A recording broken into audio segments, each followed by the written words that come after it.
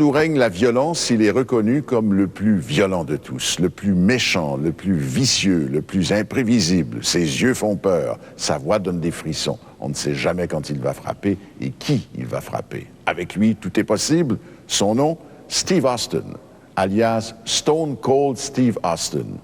Comme la plupart des lutteurs professionnels, Steve Austin a une double personnalité. Dans la vraie vie, il se nomme Steve Williams, il est marié, il a 2 enfants, il vient de la classe moyenne et il a eu une enfance absolument normale. Son père vendait de l'assurance et sa mère était femme au foyer.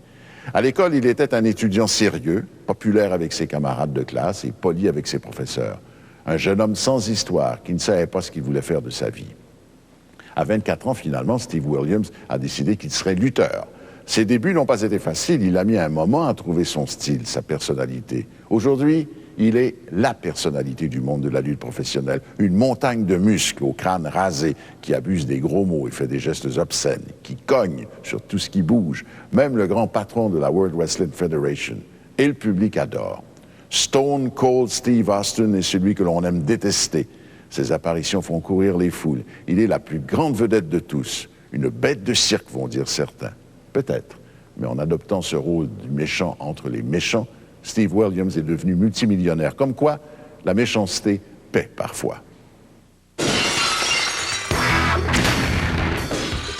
L'industrie dans laquelle il travaille génère des milliards de dollars. Il gagne sa vie en donnant et en recevant. Les Williams ne sont pas des parents très stricts, mais ils ne tolèrent pas les mauvais comportements ou les jurons. Ken et Beverly ont toutes les raisons d'être fiers de leurs garçons, qui sont sages et bien élevés. Tout le monde participait aux travaux ménagers.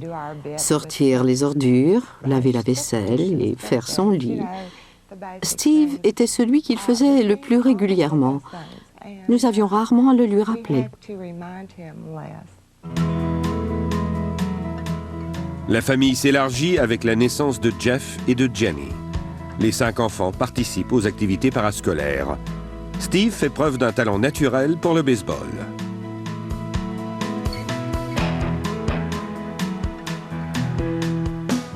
Mais il adore également jouer au football américain. Et on le remarque dès le début de son adolescence. Dès le premier cycle du secondaire, il faisait preuve d'un potentiel évident, ne serait-ce que par son apparence physique. Il s'est développé très tôt et il a toujours été un bel athlète.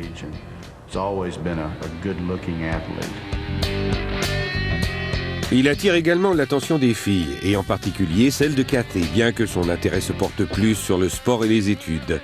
À l'école secondaire d'Edna, Steve devient champion de lancer du disque et membre de l'équipe d'étoiles de football du district. Déjà à cette époque, il fait preuve d'une grande résistance à la douleur. Il était notre meilleur demi à l'attaque. Et un jour, accidentellement, il est entré en collision avec un autre joueur de notre équipe. Ce dernier n'a pas pu continuer à jouer. Alors que Steve, lui, malgré une vilaine blessure, a insisté pour retourner au jeu. Nous avons dû le forcer à rester sur le banc. Il ne voulait pas abandonner. Steve n'a besoin de personne pour se motiver. Il veut être le meilleur et pour y arriver, il prend soin de son corps, s'alimente correctement et s'entraîne même lorsque cela n'est pas requis.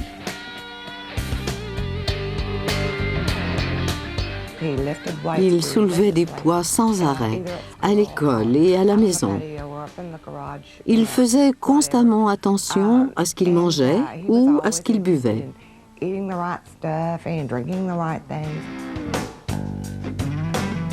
Comme en font preuve tous ces annuaires de fin d'année, Steve est un bon étudiant. Il fait partie de la National Honor Society et il est un leader auprès de ses camarades. Steve Williams est le portrait typique de l'adolescent américain. Il était très poli, ne causait pas d'ennui et tout le monde l'aimait. Il réussissait tout ce qu'il entreprenait sans être arrogant. Il était admiré par ses professeurs, ses camarades et même les élèves des autres écoles.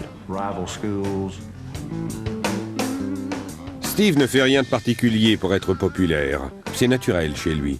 Et il s'y plie de bonne grâce, même si en réalité il est plutôt réservé et même un peu timide. Je me rappelle que nous devions appeler le restaurant pour lui. Il n'arrivait pas à parler au téléphone pour placer sa commande. Aujourd'hui, tout le monde trouve cette histoire très drôle. En 1983, Steve entre au Wharton County Junior College, puis il est transféré à l'Université du Texas du Nord. Les lettres qu'il écrit à sa sœur à l'époque laissent entrevoir un côté de lui très protecteur. Il lui recommande notamment de faire bien attention lorsqu'elle fait du vélo. Mais durant cette période, Steve est tourmenté par son avenir, au point où finalement, il abandonne l'école. Je travaillais sur un quai de déchargement et je faisais 12 $ l'heure. C'est un bon salaire pour ce genre de travail. Je venais de quitter le collège juste avant d'avoir terminé. Les travaux de recherche m'avaient épuisé. Ayant enseigné à Steve de toujours donner son maximum, ses parents sont déçus de lui pour la première fois de leur vie.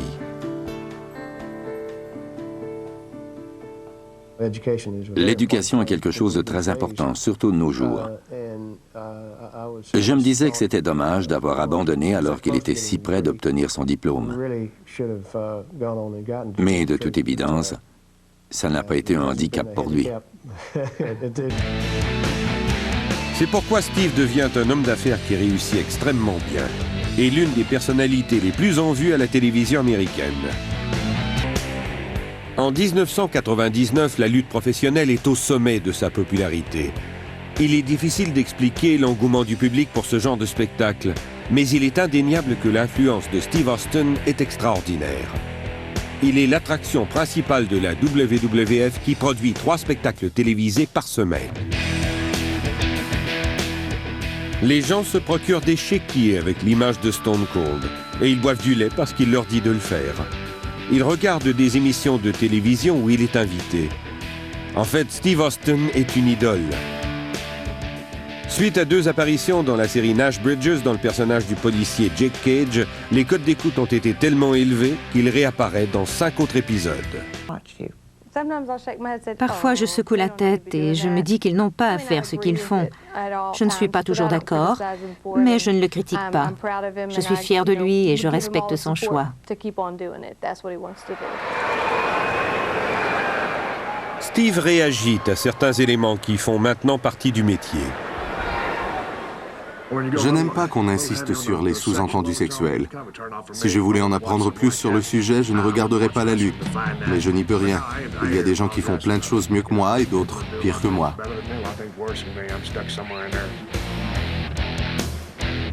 Il y a une différence entre le personnage et l'homme qui le joue. Le public adore Steve Austin, l'homme d'action plus grand que nature.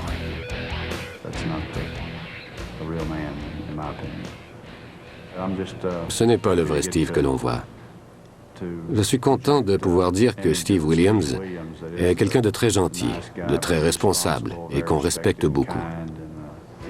C'est un citoyen modèle qui rend le monde dans lequel nous vivons meilleur. C'est un père de famille que ses parents adorent. Steve Williams est tout simplement Steve quand il vient nous visiter. Il y a beaucoup d'amour, de partage et de plaisir quand nous sommes ensemble. Nous sommes terriblement fiers de lui. Le moins qu'on puisse dire, c'est qu'il a réussi dans le domaine qu'il a choisi.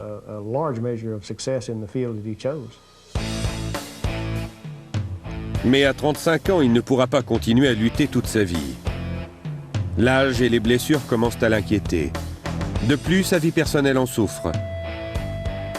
Jeannie et lui ont divorcé en 1999. C'est un processus d'apprentissage. Je suis persuadé que je suis meilleur qu'avant. Une relation, ça demande beaucoup plus de temps que je ne le croyais.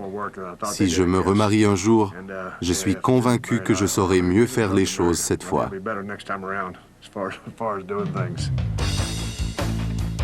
L'expérience ne l'a pas rendu parfait, mais elle lui a permis de passer d'un étudiant calme et doux à un personnage très médiatisé. Il n'est pas différent de Babe Ruth, Mickey Mantle ou de n'importe qui d'autre ayant atteint un statut de super vedette. Son personnage est éternel. C'est surprenant à quel point le succès ne lui est pas monté à la tête. Il est demeuré le même. Il n'a pas changé. Il est plus ou moins resté le même gars, celui que j'ai rencontré en 1989. Ça a été vraiment extraordinaire, mais ça ne durera pas tout le temps. Je vais finir par être un nom dans un livre ou un personnage dans un film. Mais ça ne m'inquiète pas. J'ai encore toute ma vie à vivre. Je dois élever mes filles, payer pour leurs études et régler mes factures. Ça ne sert à rien de s'en faire avec ça.